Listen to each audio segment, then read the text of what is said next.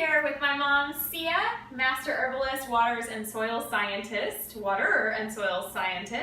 And today we are going to break our Friday fast a little early because we were really busy and we forgot to eat by our late night cutoff last night.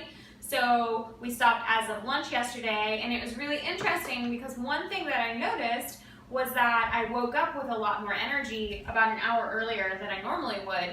And so when we have livers that are backed up, oftentimes we have trouble processing everything at night. And so stopping eating earlier will actually help your liver to process the things that it already needs to process so that you're not as sleepy when you wake up in the morning. Do you want to add anything to that? No, it actually gives your body a chance to use its big eaters, its macrophages, to clean up any toxins, any kind of glycotoxins that are connected to any of the tissues that they shouldn't be, so that your body will perform better. It also, if it goes long enough and you use all of your glucose, your blood glucose and your glycogen, you're going to start burning a little bit of protein. And the really cool thing about burning a little bit of protein is just like whenever you're weightlifting and you break down the proteins, it builds new. So you're actually regenerating your tissue and keeping yourself really young. So that's some of the pluses of having fast. Is that one of your tricks? That's one of the tricks. She's almost 60. Oh, we're gonna have a big party. I know, but you look good. Let's talk about it. Okay. How you do it? So we did the dehydrator. We cut it into ribbons. The yam, the Okanagan, I can't say it. Okinawan? There it is. Yams, and they're part of a diet that Blue Zone people eat, and Blue Zone are people who live over 100 on a regular basis. So we're gonna pop this open and we're gonna break our fast with the guacamole dip that we just got from the farmers market. And so we're doing our best to eat as local as we can. So you can see we have this huge produce bowl here. And like I said, we're doing our best to try to get the produce that's local from the island because we're creating less waste. It doesn't have that transit time. So I just wanted to tell you, this did not go all night. It did go probably a good 6 hours. The ribbons broke up, so we probably will cut the yams lengthwise next time, like shaving them instead of doing this, but here you go. So what she's talking about is that we did a prior video reviewing a spiralizer for produce, as well as this new dehydrator. And so the little pieces, the little spiral ribbon pieces that were so beautiful, well, they're not so pretty anymore, but I bet it's still gonna taste good. Oh, hear the crunch? So, awesome! So if you're looking for something crunchy while you're on the First Foods diet, this is a really good one. Super good. Okay, so to break our fast, we're gonna do a little marinara.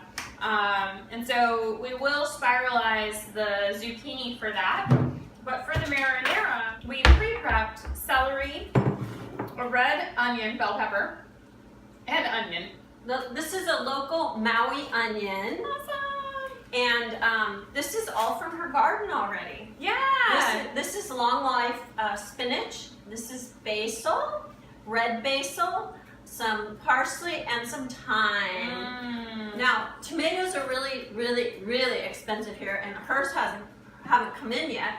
So we went ahead and got the organic from Costco. So, and of course, we're going to add a little of the pink sea salt from here. So we're going to do that. Of course, anytime you can get tomatoes and prepare them yourself, that's going to be better because you won't have the aluminum coming into your food from the can. So over time, that'll make a difference, especially if you have environmental sensitivities.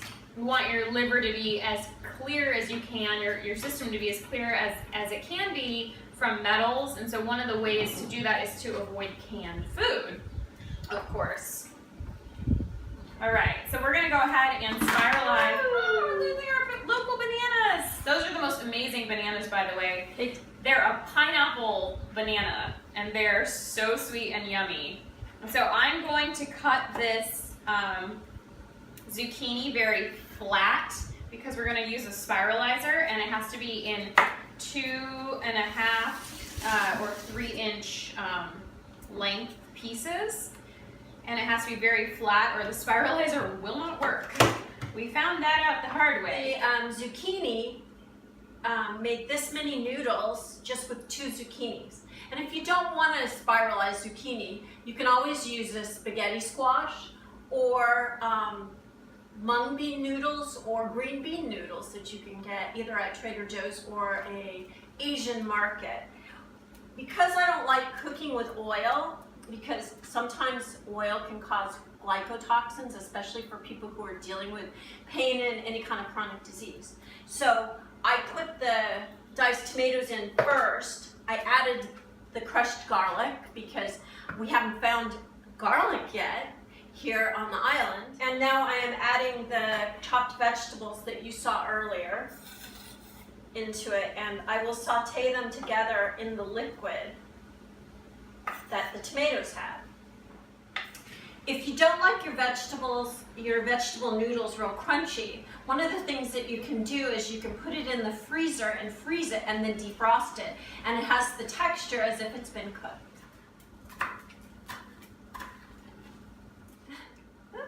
I'm chopping all the fresh herbs from Rhiannon's new garden and her long life spinach, which is a perennial, which is really nice because on the mainland, oftentimes it isn't a perennial because it gets too cold, like where I live and it snows. But here it grows year round. So I'm going to slip all this into the marinara as well. You can help save the world by eating tree foods, so share this with all your friends at First Foods.